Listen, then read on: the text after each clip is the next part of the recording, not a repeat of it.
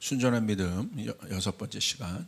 오늘 제목은 결정적인 순간을 이기는 믿음, 마음과 의지의 관계. 결정적인 순간을 이기는 믿음, 마음과 의지의 관계라는 제목으로 말씀 나누겠습니다. 오늘 본문 말씀은 마태복음 16장 24절로부터 25절입니다. 우리 함께 봉독하겠습니다. 시작. 이에 예수께서 제자들에게 이르시되 누구든지 나를 따라오려거든 자기를 부인하고 자기 십자가를 지고 나를 따를 것이니라. 누구든지 제 목숨을 구원하고자 하면 잃을 것이요 누구든지 나를 위하여 제 목숨을 잃으면 찾으리라. 주님을 따라갈 수 있는 사람은 마음이 깨끗한 사람이에요. 순전한 마음을 갖고 있는 사람. 순전한 마음이란 섞이지 않는 마음을 말합니다. 그럼 우리가 순전한 믿음을 어떻게 가질 수 있을까? 우리의 성찰, 노력으로 절대 가질 수 없습니다. 십자가를 통해서만 우리가 순전한 믿음을 가질 수 있습니다. 십자가 앞에서 나의 육이 죽고, 그리고 그 십자가의 능력으로 우리가 새롭게 될 때 우리는 순전한 믿음을 갖고 있는 존재가 될 수 있습니다. 그래서 계속 그 부분에 그 중점을 두고 말씀을 전하고 있고요. 특별히 오늘은 마음과 의지의 관계를 좀 볼 텐데, 하나님께서 우리 가운데 의지라는 중요한 기능을 주셨어요. 그러니까 의지는 뭐냐면 무엇을 이루고자 하는 마음이에요. 그러니까 무엇을 하고자 하는 내적 힘을 의지라고 해요. 그래서 어떤 일을 할 때 의지가 없으면 아무것도 이루어낼 수 없습니다. 그러니까 의지라는 영역이 굉장히 중요합니다. 그런데 이 의지를 우리가 어떻게 사용할 거냐. 또 의지에 대한 오해가 있습니다. 어떤 오해가 있냐면 은혜와 자꾸 헷갈려요. 그러니까 사실은 은혜는 하나님이 다 주시고 하나님이 은총은 하나님이 열어주시는데 그럼 우리가 의지가 필요 없지 않느냐 이렇게 생각할 수 있는데 이것은 의지에 대한 오해입니다. 그래서 여러분 하나님께서 우리에게 자유의지를 주셨잖아요. 우리가 뭔가를 자유롭게 할 수 있는 의지를 주셨어요. 그러니까 이 의지를 어떻게 써야 하는지, 또 이 어려울 때 의지가 꺾인 마음의 힘을 잃은 사람들이 많은데 우리가 이 의지의 영역과 마음의 관계가 어떤 것인지를 좀 보길 바랍니다. 요즘 어려운 분들이 참 많은 것 같습니다. 왜 그러냐면 환경이 어렵습니다. 여러분 튀르키예에 있는 분들 얼마나 어렵겠습니까? 그런 외부적 환경의 어려움들이 우리의 내면에 영향을 줍니다. 그래서 사실은 그 어려움들이 우리가 뗄래야 뗄 수 없는, 우리의 삶 가운데 뗄래야 뗄 수 없는 일들인 것이죠. 그래서 외부적 환경 가운데 우리의 마음이 영향을 받기 때문에 이 어려움들을 잘 이제 돌파하는 것들이 필요한데 우리 사랑하는 조이풀 성도님들이 이 어려움들 잘 이겨내시길 바랍니다. 아멘. 우리 옆 사람에게 한번 고백할까요? 서로 격려합시다. 잘 이겨냅시다. 잘 이겨내시길 바랍니다. 예. 다 어려움들이 다르시겠지만 잘 이겨내시길 바랍니다. 그래서 요즘 꺾이지 않는 마음이라는 그 말이 많이 이제 화제가 되고 있죠. 무슨 말이냐면 꺾이지 않는 마음이 있으면 어떤 어려움도 이길 수 있다는 거예요. 반대로 마음이 꺾이면 이겨낼 수 없다는 거예요. 그러니까 모든 것이 마음에 관한 문제예요. 그러니까 요즘에 이렇게 불안한 분들, 강박증에 걸린 분들, 우울증에 걸린 분들, 이유와 상관없이 계속 가슴이 두근두근 거리는 분들, 이런 분들이 참 많아요. 그리고 그런 경험을 한 분들은 아마 더 그럴 수 있습니다. 그래서 이 마음을 부여잡기, 마음을 다잡기가 굉장히 힘든데 참 제가 목회를 하면서도 저에게 기도받는 분들은 참 이런 분들이에요. 어렵다는 거죠. 마음이 어렵다는 거죠. 이럴 때 여러분이 명심해야 될 것은 여러분의 마음의 그 상태, 꺾이지 않는 마음들이 굉장히 중요한데 결국 마음이 꺾였다는 것은 의지가 없다는 거예요. 그래서 다 포기하게 되는 것입니다.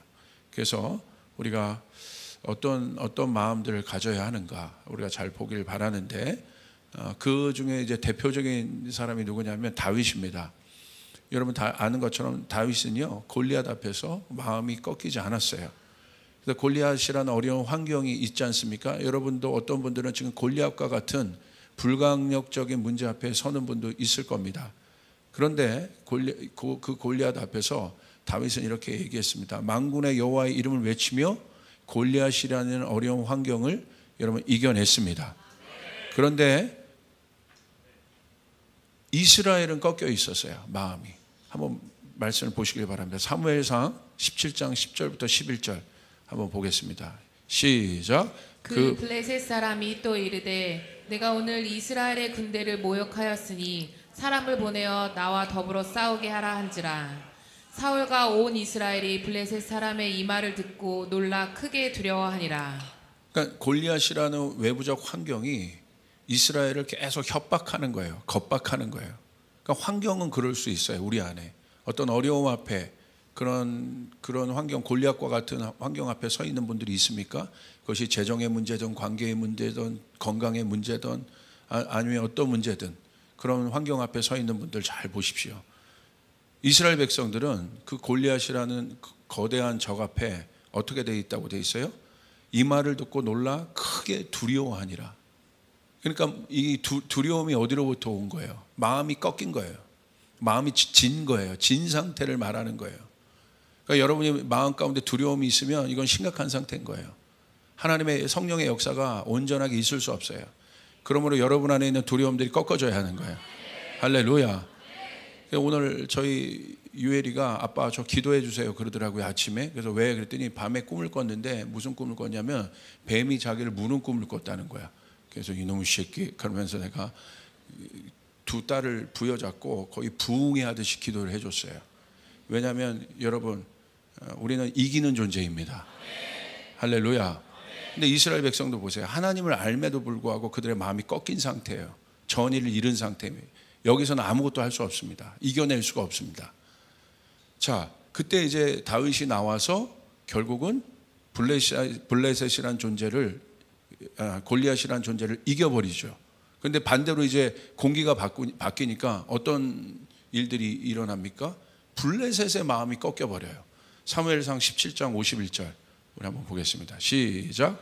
다윗이 달려가서 블레셋 사람을 밟고 그의 칼을 그 칼집에서 빼내어 그 칼로 그를 죽이고 그의 머리를 베니 블레셋 사람들이 자기 용사의 죽음을 보고 도망하는지라. 기세등등했던 블레셋의 마음이 꺾인 순간이에요. 그러니까 여러분도 우리의 삶 가운데 우리의 마음 가운데 마음이 꺾이는 순간이 있단 말이에요. 그 순간을 여러분 잘 이겨야 돼요. 할렐루야. 마음이 꺾이는 순간이 있어요. 실망이든 섭섭함이든 아니면 이게 사단의 불화살을 맞아서 정죄함을 받던 순간적으로 마음이 꺾이는 순간이 있어요. 그러니까 그 다음부터 여러분 보십시오. 다윗의 어마어마한 용맹함을 보고 자기 용사의 죽음을 보고 그들이 도망했다고 되어 있어요. 그러니까 전의를 잃어버린 거예요. 꺾여버린 것입니다. 그리고 반대로 이제 이스라엘 백성들의 마음에 전의가 다시 살아나기 시작합니다. 사무엘상 17장 52절 보십시오. 시작. 이스라엘과 유다 사람들이 일어나서 소리 지르며 블레셋 사람들을 쫓아 가이와 에그론 성문까지 이르렀고 블레셋 사람들의 부상자들은 사하라임 가는 길에서부터 가드와 에그론까지 엎드러졌더라. 여러분 뭐가 달라진 겁니까? 뭐 무기가 달라졌습니까? 전투 병력이 달라진 것입니까? 환경이 바뀐 겁니까? 뭐가 달라진 거예요? 아무것도 바뀐 게 없어요. 마음이 바뀐 거예요. 할렐루야. 마음에 여러분 싸울 힘이 있어야 되는 거예요. 이길 힘이 있어야 되는 거예요. 기도할 힘이 있어야 기도할 수 있는 거예요. 기도할 힘이라는 건 뭐냐면 육체적인 어떤 힘이 아니라 우리 마음 가운데 있는 주님을 향한 확신을 말하는 거예요. 결정을 말하는 거예요. 이 문제 주님 앞에 가면 해결할 수 있다라고 믿는 사람이 교회와 기도할 수 있는 거예요. 믿습니까? 내 자녀 문제 이거 주님이 해결할 수 있다라고 마음 먹는 사람이 교회 와서 기도할 수 있는 거예요. 그게 바로 꺾이지 않는 마음이에요. 여전히 블레셋은 있고 여전히 골리앗은 있습니다. 그런데 보십시오. 아무것도 바뀐 것이 없으나 마음이 바뀌었다는 거예요.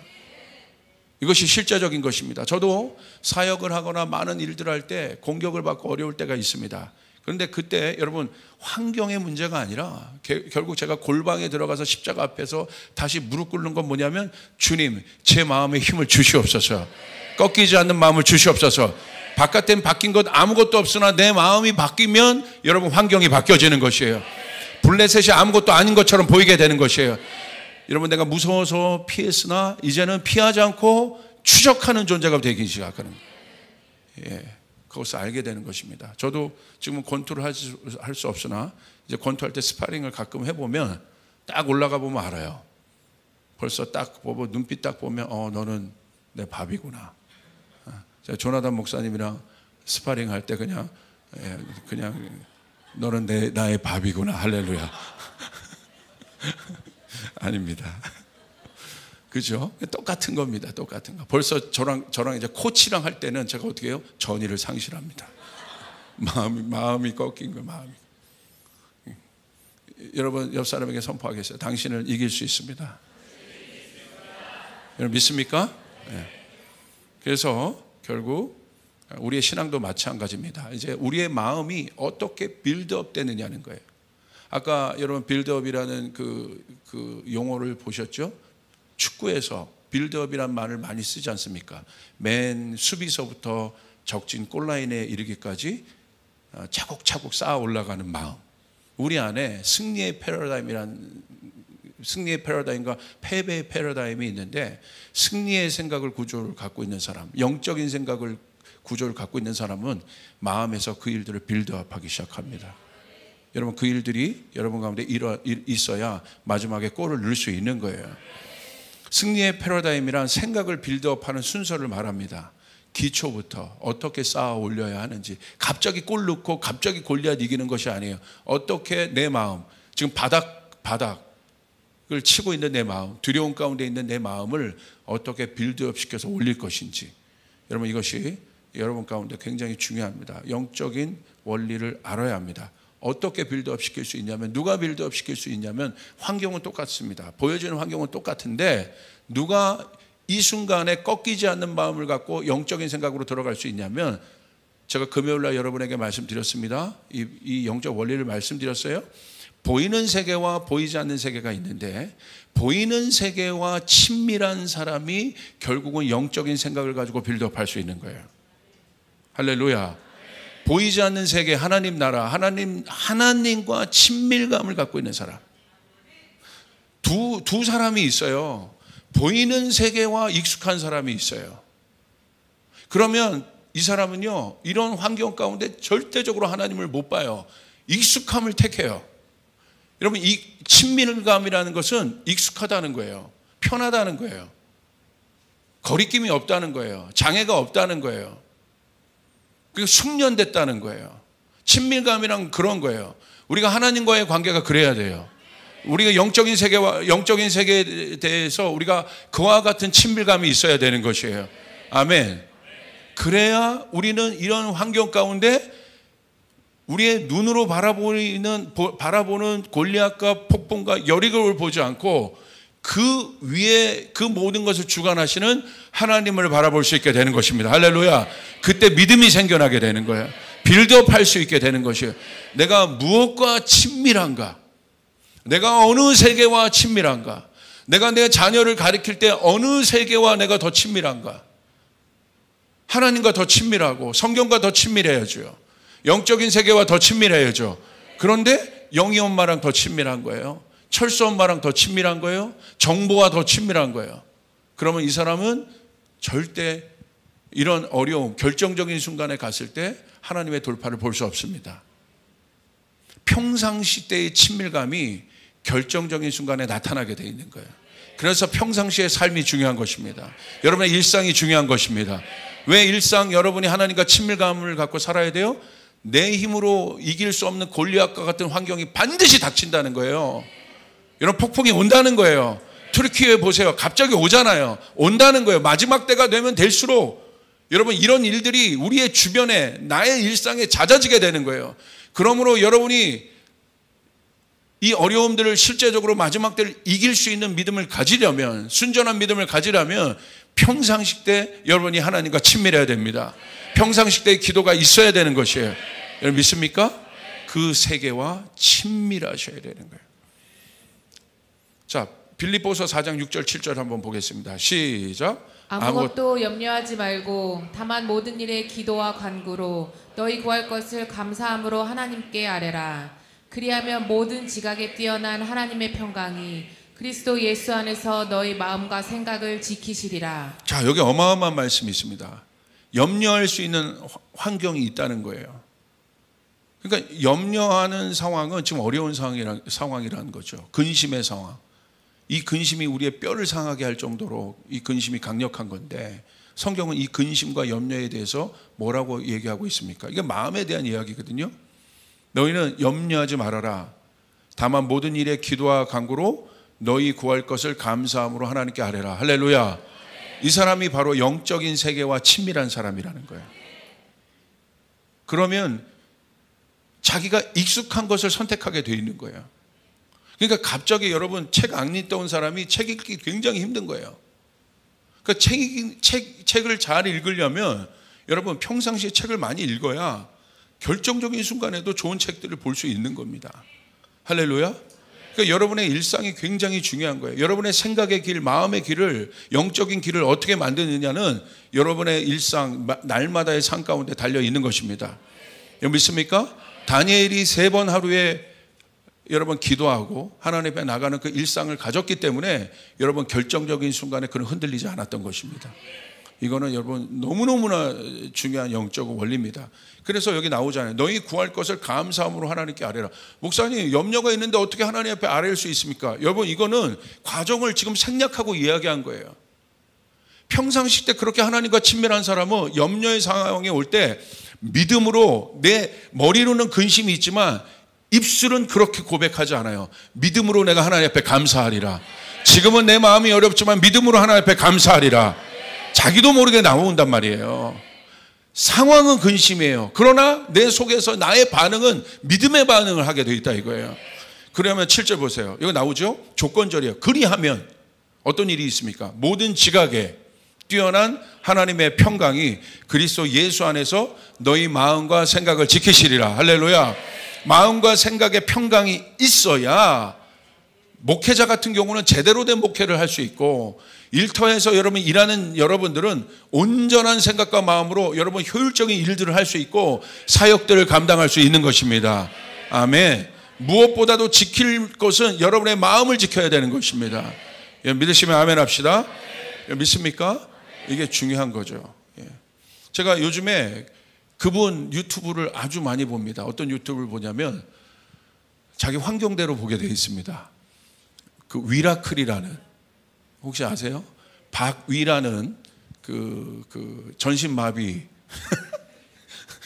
전신마비 크리스찬이 있어요. 멀쩡한 그 청년이었는데 예전에 막 살 때 술 먹다가 이게 고꾸라져 가지고 이 목뼈가 부러져 가지고 전신마비가 왔어요. 그래가지고 나중에 이제 깨어났는데 겨우겨우 복구가 돼서 하반신 마비 그리고 손가락 마비 이렇게 살아가는데, 야, 이 친구를 보는데, 왜냐하면 제가 청년들, 요즘에 힘든 청년들이 많으니까 이 친구 간증들이 많이 뜨더라고요. 그래서 봐서 우리 청년들에게도 한번 초청을 한번 해봐야겠다 이런 생각을 갖고 이분 설교를, 이분 간증을 한번 몇 번 듣다가 막 이분 팬이 된 거예요. 어떠한 환경에도 마음이 안 꺾여요. 심지어 이렇게 다니는데요, 이제 하도 앉아 있으니까 하반신 마비니까 자기가 욕창이 걸린 걸 모르더라고. 그래서 나중에 침대에서 핏자국이, 자기 침대에 핏자국이 있는 걸 보고 내가 욕창 걸렸다는 것을 안 거예요. 이건 심각한 거거든요. 욕창 걸린 거.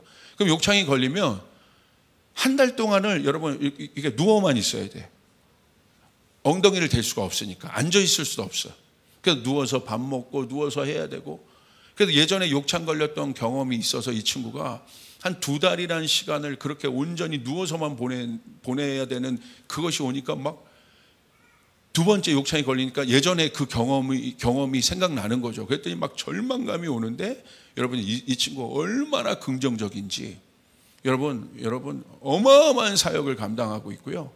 여러분 낭망하고 어려울 때 여러분 제가 유튜브 추천한 건 처음입니다. 위라클이라는 이 사람을 꼭 봐요. 마음이 안 꺾인다 이거예요. 할렐루야. 사지 멀쩡한 우리들은 이런 분들을 보면 막 도전받는 거예요. 그 상황에서 기도하고, 그 상황에서도 사역하고, 그 상황에서 일어나 하나님 앞에 나가고, 오히려 많은 사람들을 위로하고, 곳곳에서 다니면서 장애우들이 불편한 것들을 다 막 공격적으로 여러분 막 고발하는 것이 아니라 너무나 아름답게 이렇게 보고하고, 그래서 사람들의 마음을 움직이게 만들고, 자기가 운전하는 그 차에 유명한 연예인들 태워서 막 토크쇼 하고 기가 막힙니다. 어마어마한 하나님 나라의 일꾼이 되어서 사용되고 있는데 보니까 얼마나 어렵겠습니까? 다리도 못 움직이고 뭐 하나 움직이고. 그러니까 마음이 꺾이지 않더라 이거예요. 그런데 보니까 부모님이 좋은 부모님이에요. 다 이유가 있어요. 우리 아들은 이러면 항상 이 엄마가 기도하는 엄마인데 항상 아들을 위해서 긍정적인 얘기해주고 그랬더니 환경 자체가 그런 거예요. 친구들도 여러분 막 너무 많아요. 어마어마한 영향력을 주는 거예요. 여러분 어떤 상황인지 여러분의 마음을 지켜야 합니다. 하나님 앞에 감사할 수 있어야 합니다. 여러분 믿습니까? 패배의 패러다임은 반대입니다. 패배의 패러다임은요, 자기 의지를 쓰는 거예요. 하나님을 붙잡지 않고. 하나님과 친숙하지 않기 때문에 보이지 않는 세계보다 보이는 세계가 더 익숙해요. 그래서 이 사람은 어떻게 빌드업해요? 자기 능력으로 빌드업하기 시작해요. 여러분 이 빌드업이라는 단어를 잘 기억하세요. 여러분의 일터, 사업도 그렇고 사역도 그렇고 가정도 그렇고 내가 어떻게 빌드업 시킬 거냐는 거예요. 우리 교회도 앞으로 미래를 위해서 어떻게 빌드업 시킬 거냐는 거예요. 우리 꼴문에서부터 적지 꼴문까지 어떻게 빌드업 시킬 거냐는 거예요. 주님께서 여러분에게 영적인 빌드업을 주시길 바랍니다. 영적인 세움을 주시길 바랍니다. 그런데 이 사람은 망할 수밖에 없어요. 사울 보십시오. 망할 수밖에 없어. 우리는 이 사울과 다윗의 비교를 보면서 다윗은 어떻게 빌드업 시켜가는지를 보잖아요. 예루살렘까지 수많은 역경과 고난을 뚫고 결국 하나님의 약속의 땅, 약속의 성취를 위하여 어떻게 자기 인생 또 자기 옆에 있는 사람을 빌드업 시키는 것을 우리는 보지 않습니까? 근데 사울은 그렇지 않다 이거예요. 하나님을 신뢰하지 않죠. 자기 의지, 자기 것들을 씁니다. 결국 자기예요. 근데 결국 어떻게 됩니까? 망하더라 이거예요. 어떤 일을 하려는 마음의 힘의 의지가 굉장히 중요한데 신앙은 어떤 의지를 쓰느냐의 문제입니다. 이것이 굉장히 중요한 거예요. 의지가 나쁜 것이 아니에요. 은혜의 반대 개념이 아니에요. 우리 안에 주님께서 의지라는 것을 주었는데 이 의지가 하나님으로부터 오는 의지인가, 내가 하나님을 신뢰함으로 그로부터 받는 내가 의지인가, 아니면 하나님과 관계에 상관없이 내 마음의 힘으로 무엇인가를 이기려고 하고 가르치려고 하는 의지인가. 내 마음으로부터 오는 모든 의지는 여러분 꺾이게 되어 있습니다. 실패하게 되어 있습니다. 나의 힘보다 내 의지보다 더 센 환경이 오면 무조건 도망가게 되어 있어요. 내려놓게 되어 있어요. 그러나 하나님으로부터 오는 의지는 우리의 마음에 힘을 주기 시작합니다. 앞으로 나갈 수 있게 합니다.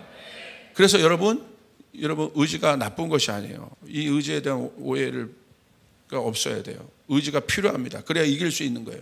일어나려고 하는 의지가 있어야 일어날 수 있는 것이에요. 주님의 옷자락을 붙잡으려고 하는 의지가 있는 자가 주님의 옷자락을 붙잡을 수 있는 거예요. 기적이 일어날 것을 믿고 확신하는 그런 의지를 갖고 하나님 앞에 기도하는 사람에게 문이 열리기 시작하는 거예요. 여러분 믿으시면 아멘 합시다. 자, 우리 안에 하나님께서 그런 감정들을 주셨어요. 이것도 그런 영역인데, 자, 이 모든 것에는 양면성이 있습니다. 어떻게 쓰느냐가 문제인데, 시편 97편 10절에 미움도 마찬가지예요. 미움도 우리가 생각해보면 우리가 미움이란 감정을 갖지 말아야지 이렇게 택할 수 있는데 아니에요. 미움에도 양면성이 있어요. 미움이란 감정을 쓸 때가 있어요. 자, 그게 언제입니까? 시편 97편 10절 우리 같이 한번 읽겠습니다. 시작. 여호와를 사랑하는 너희여 악을 미워하라. 그가 그의 성도의 영혼을 보존하사 악인의 손에서 건지시느니라. 자, 성경은 미움이라는 감정을 어디에 쓰라고 되어 있습니까? 악을 미워하는 데 쓰라는 거예요. 사람을 미워하고 질투하는 데 쓰지 말고 악을 미워하는 데. 여러분 악을 미워해 보셨습니까? 미움이라는 감정이 있잖아요. 정말 저는 이 악을, 이게 바실레 슐링크라는 여러분 이 어마어마한 그 저자가 있는데 그분의 책에도 악을 미워하라는 챕터가 있습니다. 제가 그거 보고 너무 충격을 받았어요. 와, 우리의 미움의 감정을 악을 미워하는 데 쓰네. 이 사람이 죄를 이길 수 있습니다. 죄를 승리할 수 있습니다. 여러분 악을 미워해야 합니다. 악한 것을 미워해야 합니다. 아멘. 이러면서 옆 사람이 고백하게 선포해 봅시다. 악을 미워합시다. 근데 그 주님께서 미움이란 감정을 악을 미워하는 데 써야지 사람을 미워하는 데 쓴단 말이에요. 우리에게 주신 의지를 하나님을 붙잡는 데 써야지 다른 데 쓰면 안 된다는 거예요. 이게 중요한 것입니다. 그래서 우리가 이 부분을 정확하게 알아야 돼요. 이게 마음과 의지의 관계를 우리가 잘 알아야 우리가 어떤 어려움, 결정적인 순간을 우리가 통과하고 이길 수 있습니다. 하나님으로부터 의지가 없다면 제가 우려하는 건 이겁니다. 이 사람은 결정적인 순간에 믿음을 버리고 하나님을 떠납니다. 이 부분 잘 우리가 보세요. 자, 우리가 이제 정리해 봅시다. 의지에 대한 두 가지 표현이 있습니다. 하나는 신념이에요. 신념은 옛자로부터 오는 자기 생각이에요. 신념과 믿음을 헷갈리면 안 됩니다. 믿음은 의지의 다른 표현이 믿음이에요.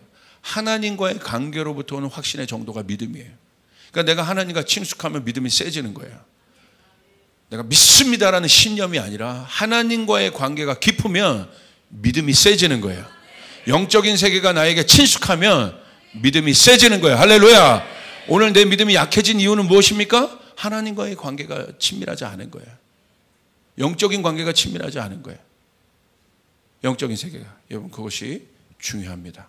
자, 그래서 우리가 하나님과의 관계, 이 부분이 굉장히 중요합니다. 자, 그것에 대한 좋은 예가 있습니다. 우리는 어떤 의지를 가져야 하는가. 이 변화산 사건 한번 보시길 바랍니다. 그게 바로 변화산 사건인데, 누가복음 9장 29절부터 36절 우리 한번 같이 읽겠습니다. 시작. 기도하실 때에 용모가 변화되고 그 옷이 휘어져 광채가 나더라. 문득 두 사람이 예수와 함께 말하니 이는 모세와 엘리야라. 영광 중에 나타나서 장차 예수께서 예루살렘에 별세하실 것을 말할세 베드로와 및 함께 있는 자들이 깊이 졸다가 온전히 깨어나 예수의 영광과 및 함께 선 두 사람을 보더니 두 사람이 떠날 때에 베드로가 예수께 여짜오되 주여 우리가 여기 있는 것이 좋사오니 우리가 초막셋을 짓되 하나는 주를 위하여 하나는 모세를 위하여 하나는 엘리야를 위하여 하사이다 하되 자기가 하는 말을 자기도 알지 못하더라. 이 말할 즈음에 구름이 와서 그들을 덮는지라. 구름 속으로 들어갈 때에 그들이 무서워하더니 구름 속에서 소리가 나서 이르되 이는 나의 아들 곧 택함을 받은 자니 너희는 그의 말을 들으라 하고 소리가 그침에 오직 예수만 보이더라. 제자들이 잠잠하여 그 본 것을 무엇이든지 그때에는 아무에게도 이르지 아니하니라. 여러분, 이 변화산 사건이 아주 중요합니다. 이 변화산 사건은 예수님의 신성과 인성이 있는데, 신성으로서의 예수님, 하나님으로부터 예수님의 온전한 모습을 이 땅에서 보여주신 실제적인 사건이에요. 이 변화산이 굉장히 중요하고, 이 변화산이 어디 있냐면 구약의 형제 연합을 다루는 헐몬산이 변화산이에요. 굉장히 높은 산입니다. 이스라엘 가보시면 이 헐몬산에 가려면, 여러분 정상에 가려면 케이블카를 타고 올라갈 정도로 가파르고 높더라고요. 그래서 제가 가만히 생각해 보니까 이들이 안 내려오길 원했잖아요. 그러니까 제가 농담으로 한번 묵상을 해본 건데, 여기 케이블카 안 타고 그냥 걸어서 올라갔다면 내려오기 싫었겠다. 너무 힘들어서. 제가 그냥 제 생각으로 농담으로 해본 겁니다. 그냥 웃으라는 거예요. 할렐루야. 그랬다. 바로 그곳입니다. 그런 곳인데 거기서 예수님께서 변모하시죠. 보여주세요. 예수님 어떤 분. 근데 32절에 보면 베드로가 깊이 좁니다. 그러니까 베드로는 참 대단한 사람이에요. 어디서든지 자는데 어떻게 자요? 깊이 잤다. 깊이 자, 깊이. 그러니까 이게 걱정이 없어요. 근심이 없어. 그러니까 단순한 사람이에요. 그러니까 하나님의 역사도 참 잘 나타나. 근심과 걱정이 많으면 설잠 자고 수면 장애 있는데, 베드로는 보세요. 그냥 머리만 대면 자는 거야. 성경은 뭐라고 얘기했어요? 졸다가도 아니야. 깊이 졸다가. 깊이라는 수식을 봤죠. 네, 할렐루야. 그런데 깨어날 땐 또 어떻게 깨어나요? 온전히 깨어나는 거예요. 개운하게 깨어나요. 그러니까 참 이게 건강한 사람인 것 같아요. 근심도 없고 온전히 깨어나고 깊이 졸고. 그러니까 또 33절에 보면 뭐 이런 얘기를 하잖아요. 거기서 예수의 영광을 보고 또 모세와 엘리야를 봅니다. 모세와 엘리야는 그들에게 있어서 전설 아니겠습니까? 얼마나 이 가슴이 뜹니까? 그러니까 33절에 뭐라고 하냐면 너무 마음이 좋은 거예요. 그러니까 막 또 생각 않고 그냥 노필터로 막 나온 거죠. 내가 여기 있는 것이 좋습니다. 막 얘기하는 거예요. 그랬더니 초막셋을 짓재. 그래도 질서가 그 안에 있습니다. 하나는 주님을 위하여 짓겠습니다. 그리고 베드로의 생각은, 제가 생각할 때 모세가 보다 위에 있다고 생각한 것 같아요. 두 번째는 모세, 세 번째는 엘리야를 위하여 짓자고 하는데 성경은 또 뭐라고 하냐면 자기가 하는 말을 자기도 알지 못하더라. 베드로는 항상 이런 사람이에요. 이런 사람인데, 그죠? 뭐 생각이 많이 있는 사람 같지는 않아. 깊이 잘고 온전히 깨어나고 막 개운하다 막 이러고. 그러니까 예수님 볼 때 참 한심도 하고 귀엽기도 하고 자기가 말한 것도 알지는 못하는 그런 사람인데, 예수님이요 뭐라고 하시냐면, 예수님이 어떤 분인지 하늘에서 이제 소리가 들리죠. 이는 내 사랑하는 자요 기뻐하는 자라. 예수님의 정체성을 다시 한번 하나님의 아들로서의 것들을 얘기하죠. 그러면서 예수님이 어떻게 하시냐면, 여기 머물기를 원했던 베드로, 어마어마한 걸 경험한 거지 않습니까? 어마어마한 걸 본 거예요. 여러분, 이런 영적 경험을 한 사람이 있을까요? 어마어마한 것을 지금 본 겁니다. 신성이신 예수님을 봤죠. 그리고 만약에 우리로 해보면, 우리로 말하면 어마어마한 영적 체험을 한 거예요 지금. 그리고 계시로 말한다면 계시가 막 다 열려버린 거예요. 그냥 눈으로 막 그냥 다 열려버린 거죠. 얼마나 강력합니까? 얼마나 놀라운 순간입니까? 근데 예수님 뭐라고 얘기하세요? 내려가자는 거예요. 그 어마어마한 영적 경험한 베드로에게 내려가자는 거예요. 왜 내려가자고 얘기합니까? 어디로 가자는 거예요? 궁극적으로 예수님이 가는 길을 가자는 거예요 지금. 내 원래 모습은 이렇지만 내가 여기 온 이유가 여기 머물려고 온 것 아니야. 베드로를 이끌고, 그러니까 예수님이 내려가면 베드로도 따라가야 되는 것 아니겠습니까? 제자니까. 자, 보십시오. 어디로 갑니까? 31절 보세요. 여기 이제 힌트가 있습니다. 영광 중에 나타나서 장차 예수께서 예루살렘에서 별세하실 것을 말할세. 그러니까 예수님이 내려가는 이유는 하나입니다. 죽으러 가시는 거예요. 십자가로 가시는 거예요. 자, 십자가 위에서 예수는 어떤 모습을 가졌습니까? 어떤 모습을 가지셨어요? 처참한 모습을 가지셨어요. 형벌의 틀에 아무도 쳐다보지 않는 그런 존재가 되어버리셨어요. 근데 그때 여러분 제자들은 어떻게 됐습니까? 다 도망갑니다. 변화산의 예수와 십자가 예수가 뭐가 달라진 겁니까? 왜 변화산의 예수는 그들의 의지를 써서 그들의 마음을 다하여 거기에 머물고 싶다고 그들이 얘기하면서, 왜? 정작 자기의 생각과 자기의 개념에 합당하지 않은 메시아의 모습을 보니까, 자기의 이해에 합당하지 않은 메시아의 모습을 보니까 어떻게 합니까? 그들이 갖고 있었던 의지, 그들이 갖고 있었던 영적 체험, 그들이 갖고 있었던 계시, 그들이 갖고 있었던 어마어마한 이런 경험들이 다 아무것도 아닌 것이 되는 거예요. 예수님 그거 알고 있는 거예요. 교회도 마찬가지입니다. 어떤 사람이 나 영적 체험했다, 이런 거 경험했다, 성경을 너무 많은 걸 깨달았다, 말씀 전하는 사람들이요, 이런 오류에 빠지기가 제일 쉬워요. 자기가 뭔가 대단한 줄 알아. 자기가 깨달은 게 뭔가 대단한 줄 알아. 그래서 막 뭔가라도 된 존재 같아. 그리고 내가 기도 많이 하고 뭔가 많이 하면 뭐 그런 존재인 것 같아. 여러분, 그러지 않다는 거예요. 예수님이 왜 그랬어요? 어마어마한 걸 보여주시고, 결국은 십자가를 통과하지 않은 베드로는, 십자가를 통과하지 않은 베드로의 의지는 결국 꺾일 수 있다는 걸 아신 거예요. 결정적인 순간에 꺾이는 거예요. 결정적인 순간에 여러분 믿음을 버리게 되는 거예요. 내 생각과 내 개념과 다른 예수의 모습이 보이거나 다른 환경이 나에게 온다면, 다른 응답이 나에게 주어진다면 이 사람은 예수 버리고 떠나는 거예요. 그럼 우리는 어떤 의지를 가질 수 있겠습니까? 이 마지막 때 어려움이 올 수도 있고 힘든 일이 올 수 있는데, 내 생각과 다른 개념들이 올 수 있는데, 우리는 어떤 마음을 가져야겠습니까? 어떤 의지? 아까 얘기했죠? 어떤 의지를 가져야겠어요? 나의 생각으로부터 온 의지, 혼적인 의지는 여러분 다 결정적인 순간에 여러분 아무런 힘도 여러분을 보호해 주지 못합니다. 여러분의 마음을 이길 수 있는 힘을 절대 주지 못합니다. 여러분의 자녀를 여러분의 의지로, 절대 내 의지로 자녀를 키울 수 없는 것입니다. 어디로 가야 되는 거예요? 십자가로 가야 되는 거예요. 십자가에 가서 내 옛 의지가 못 박히는 일들이 일어나야 되는 거예요. 내 옛 생각이 못 박히는 일들이 일어나야 되는 것이에요. 믿으시면 아멘 하시길 바랍니다. 십자가를 통과해야 되는 거예요. 아멘. 십자가를 통과할 때, 십자가를 통과한 베드로는 어땠습니까? 성령 받았어요. 그리고 사도행전의 제자들 보십시오. 어떠한 어려움이 있어도 도망가지 않아요. 그리고 그 결정적인 순간에 하늘을 열어버립니다. 기적을 만들어버립니다. 길을 내버립니다.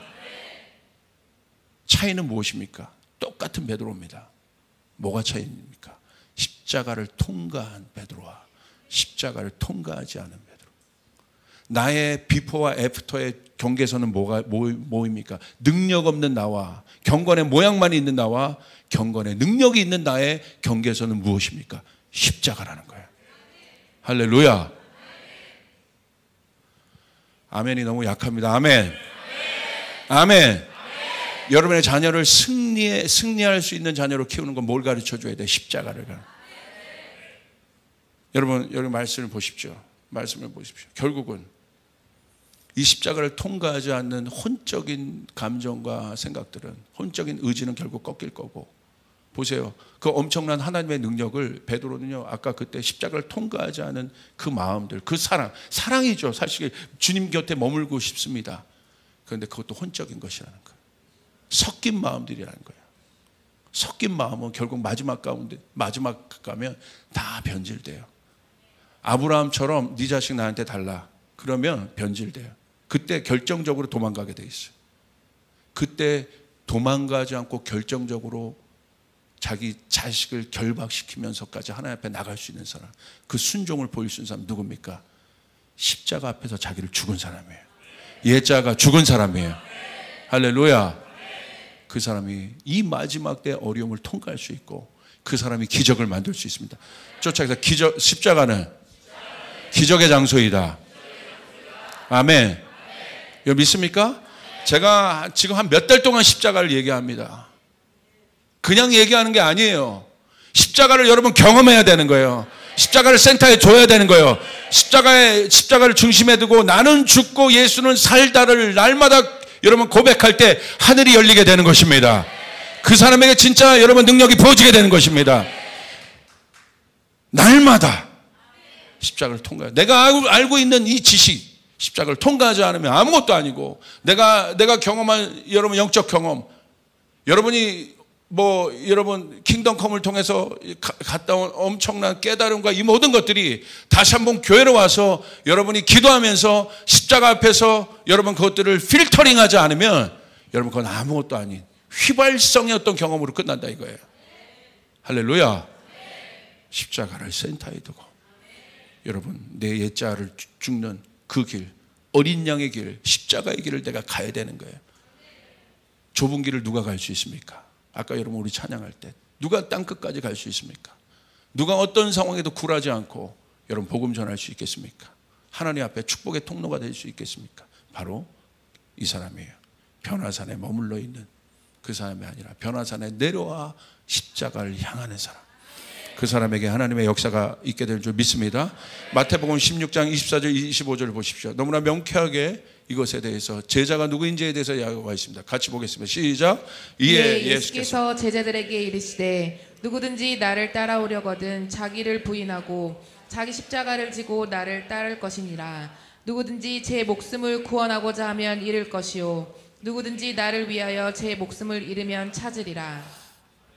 제가 이제 50 이제 되면서 정말 저도 많은 경험을 해봤고 많은 것들을 알고 깨달아봤어요. 이런 진영 저런 진영에도 다 가봤어요. 결국 내린 결론은 십자가밖에 없다. 예수님을 따르려는 제자는 변화산에 있었던 환상과 계시와 능력도 아닙니다. 어떤 경험도 아닙니다. 예수님을 따르려면 누가 따를 수 있어요? 자기를 부인하는 사람. 날마다 자기 옛자가 얼마나 강력한 줄 알고 예수를 따르는데 얼마나 이것이 나를 방해하는 줄 알고 그것을 막 뼈저리게 느끼는 거예요. 이것 때문에 안 된 거구나. 내가 20년 교회 다녔는데 이것 때문에 내 인생이 안 풀린 거구나. 내가 이렇게 답답했던 거구나. 이거 깨닫는 거예요. 주님을 따르려고는 십자가밖에 없다는 거예요. 자기를 부인하고 자기 십자가를 지고 나를 따를 것이니라. 십자가는 여러분 멜랑콜리한 것이 아닙니다. 실제적인 것입니다. 여러분 튀르키예 보십시오. 다 죽어가잖아요. 주님 묻고 있는 거예요. 누가 십자가를 질 거냐? 어떤 교회가 십자가를 질 거냐? 옆에 사람이 죽어가요. 주님 묻고 계신 거예요. 누가 십자가를 질 거냐? 예수님은 오늘 거기 가서도 십자가를 지시지 않겠어요? 근데 그 십자가는 어떤 십자가입니까? 고난의 십자가 아니라 영광의 십자가인 거예요. 승리의 십자가인 거예요. 생명의 십자가인 거예요. 할렐루야. 우리가 여러분 지는 십자가는, 여러분 막 십자가 하면 자꾸 이게 사단이 십자가를 지금 오해시켜 놓고 오해하게 만들었는데, 여러분 그거는 종교적인 십자가입니다. 우리가 지금 십자가는 영광의 십자가입니다. 능력의 십자가입니다. 이기는 십자가입니다. 승리의 십자가입니다. 오늘 내 마음에 그 의지가 있어야 되는 거예요. 여러분 그 필터링, 십자가를 통과할 때 그것이 생겨납니다. 그 사람에게 어떤 일이 일어난 줄 아십니까? 자기를 자꾸 부인하고, 나는 마른 막대기다. 나는 마른 막대기다.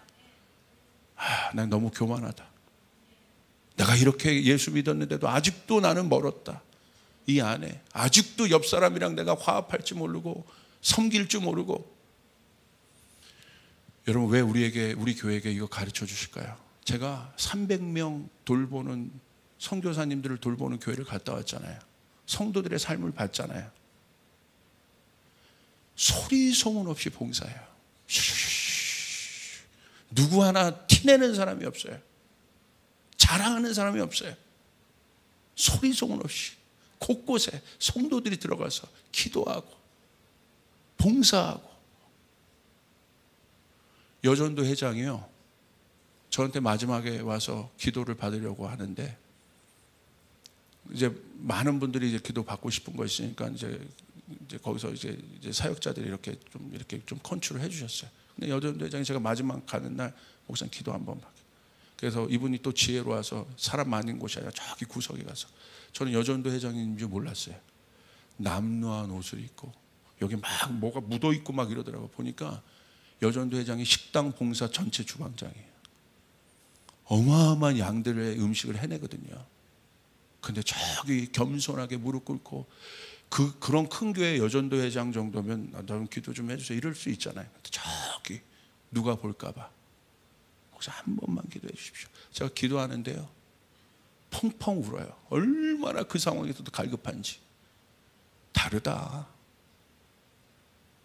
자아를 죽인 사람들, 십자가를 센터에 두고 사는 사람들은 다른 거예요. 어린 양의 성품을 갖고 있어요. 천사의 얼굴을 갖고 있어요. 부드러운 마음들을 갖고 있어요. 순종의 마음들을 갖고 있어요. 아들의 마음을 갖고 있어요.